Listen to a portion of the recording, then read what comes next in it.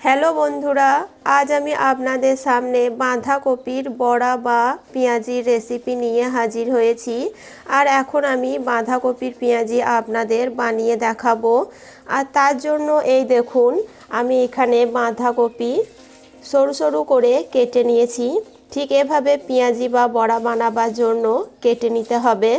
এখানে নিয়েছি বেসন, নিয়েছি হলুদ গুঁড়ো, লবণ এবং কাঁচা লঙ্কা চির করে।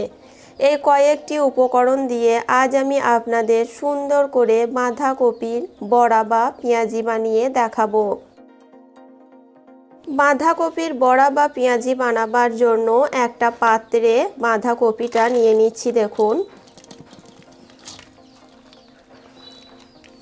কুচিয়ে নেওয়া সমস্ত বাঁধাকপিগুলো একটা পাত্রে নিয়ে নিলাম।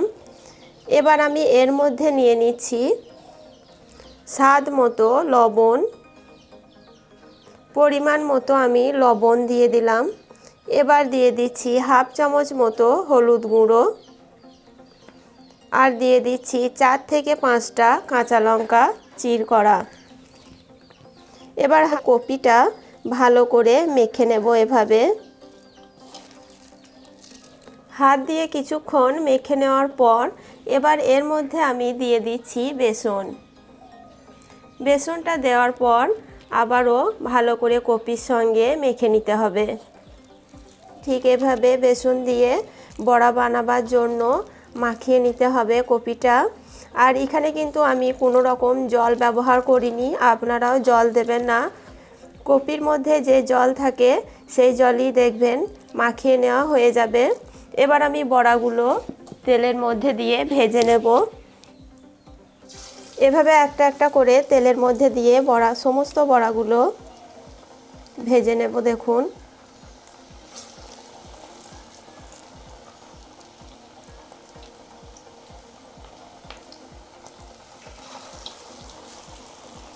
এভাবে নাড়াচাড়া করে বাঁধাকপির বড়াগুলো ভেজে নিতে হবে লাল লাল করে। দেখুন কত মুচমুচে দেখাচ্ছে। ঠিক এভাবে মুচমুচে করে ভেজে নিতে হবে উল্টিয়ে পাল্টিয়ে।